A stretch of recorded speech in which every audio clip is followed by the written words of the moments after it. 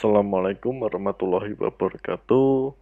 Bertemu lagi di channel Berbagi Ilmu. Kali ini kami akan melakukan pembahasan tentang efek buruk media sosial. Kenapa kami perlu menyampaikan atau membahas tentang ini? Karena kami melihat bahwa perilaku masyarakat kita hari ke hari dalam menggunakan media sosial ini semakin tidak terarah dan cenderung memberikan dampak yang negatif. Nah, kita masuk ke pembahasan materi ya. Seperti kita tahu, banyak sekali ya media sosial yang ada di sekitar kita saat ini atau di handphone kita, mulai dari Facebook, Instagram, Twitter, kemudian juga ada Snapchat, Pinterest, LinkedIn, dan sebagainya lah. Atau mungkin ada yang lain juga, saya juga nggak tahu karena saya tidak terlalu menginstal atau mengupdate semua media sosial. Tetapi yang secara umum, yang saya tahu media sosial itu secara besaran itu sangat melekat dalam kehidupan masyarakat, terutama kaum muda atau kaum milenial ya. Nah, ini ada semacam data statistik atau infografis ya yang menunjukkan bahwa jumlah pengguna media sosial. Nah, ini di tahun 2018 Oktober tepatnya. Nah, jadi kalau kita lihat grafiknya, itu kan kalau kita jumlah tuh pasti angkanya tidak ada atau melebihi dari 100%. Itu kenapa? Karena bisa jadi satu orang itu menggunakan media sosial itu lebih dari satu. Seperti contohnya dia punya Facebook, biasanya dia pasti punya Instagram atau punya YouTube dan sebagainya ya.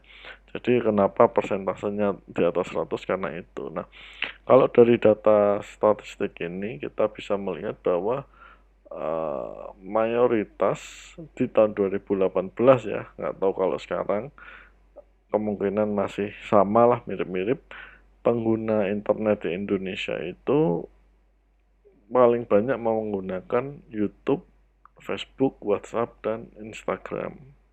Ya, 4 besarnya seperti itu. Nah,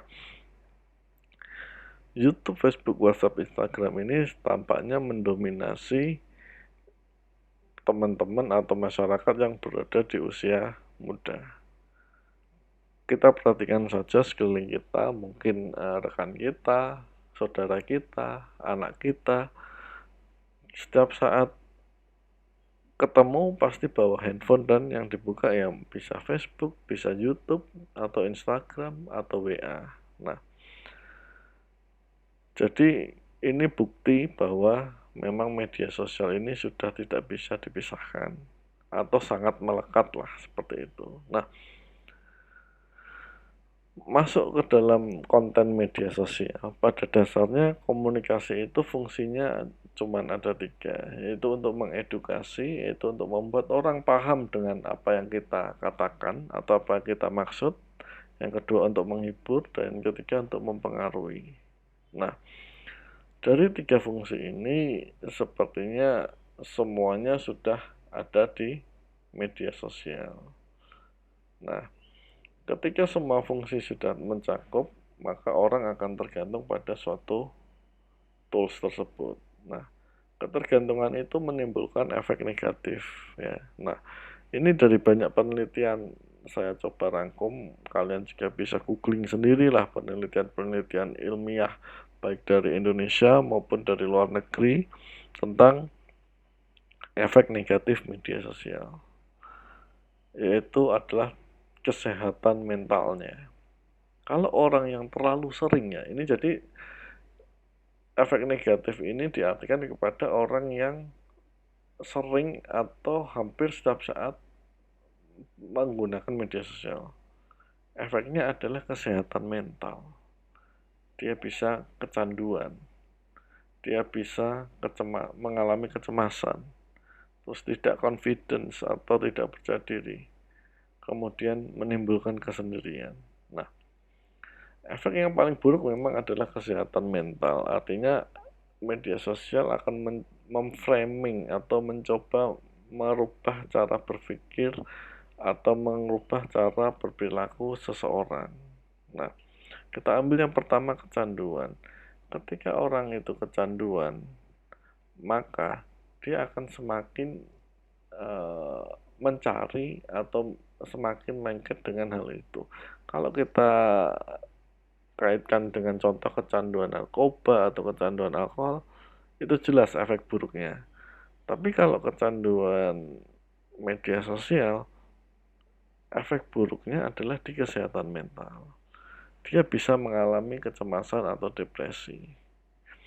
Dia bisa tidak confidence dan menimbulkan kesendirian. Contohnya, dia mengalami tidak percaya diri.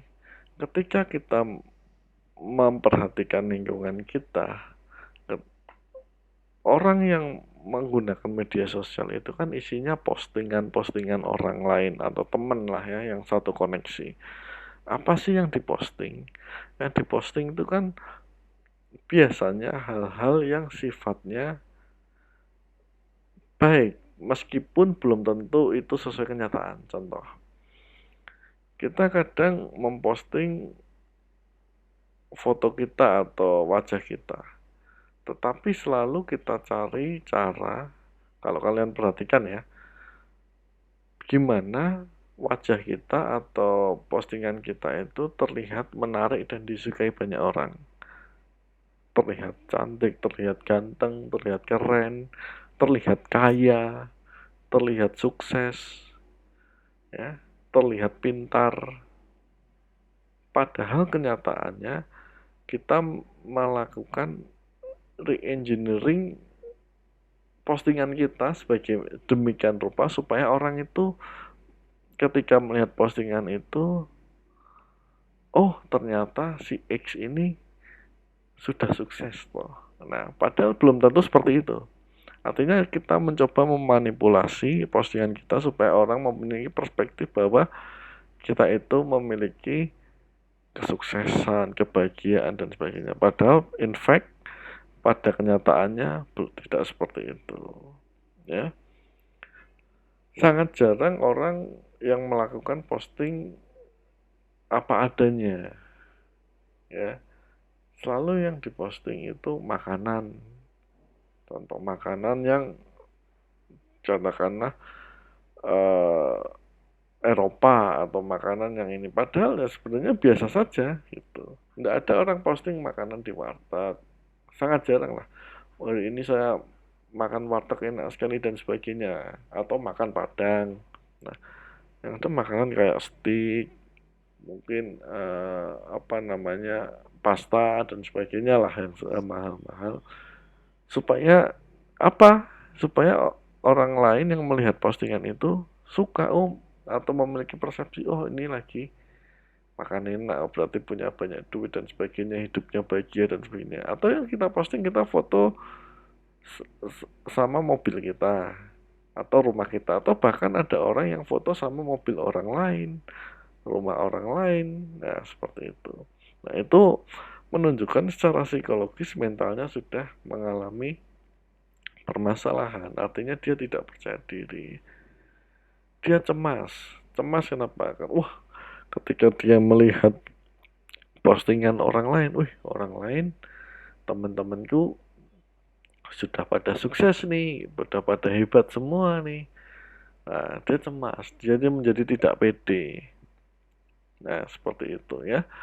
Terus menimbulkan kesendirian. Nah, kalau Anda lagi hangout atau kumpul bareng teman-teman, pernah nggak mengalami di mana masing-masing sibuk sama handphonenya masing-masing? Tidak peduli dengan temennya di sampingnya atau lawan bicaranya. Nah, efek itulah yang menimbulkan kesehatan mental atau cara berperilaku orang menjadi lebih buruk. Itulah dampak negatif media sosial. Orang lebih cenderung asik dengan handphonenya dibandingkan membuat interaksi yang nyata dengan orang di dekatnya. Seperti itu. Ya. Nah, sarannya apa? Nah, sarannya adalah kalau dari saya ya, ubah mindset jadilah diri sendiri. Artinya kita tidak perlu membuat postingan atau re-engineering atau merekayasa suatu postingan supaya kita ingin tuh terlihat seperti apa yang kita ingin. Contoh, wah saya ingin terlihat saya itu sudah sukses karena saya sudah kerja sekian puluh tahun di Jakarta, kenalan saya bos-bos, saya posting salaman dengan katakanlah direktur utamanya si X. Ya padahal itu cuma biasa aja. Nah, jadi orang ingin jadilah diri sendiri saja. Ya, itu saran saya. Yang kedua, batasi bermedia sosial. Atau mungkin tidak perlu juga tidak apa-apa. Satu hari maksimum 1 jam. Kenapa? Ini akan membuat Anda merasakan percaya sama saya, merasakan lebih baik tidak bermedia sosial secara pribadi yang menampilkan foto-foto pribadi, artinya lagi ngapain di foto ceklek-ceklek, nggak perlu bikin status yang aneh-aneh. Nah, itu akan membuat mental Anda lebih baik, Anda lebih produktif, hidup Anda lebih tenang. Dan Anda tidak perlu mengurusi urusan orang lain, katakan orang lain posting apa, Anda tidak perlu tahu karena itu personal dia. Karena apa? Karena biasanya di posting itu fake gitu kan. Kenapa? Karena orang cenderung tadi melakukan re-engineering postingannya supaya orang lain yang melihat postingan itu berpikir seperti yang diinginkan. Ya. Nah, gunakan saja media sosial itu untuk bisnis, katakanlah seperti itu.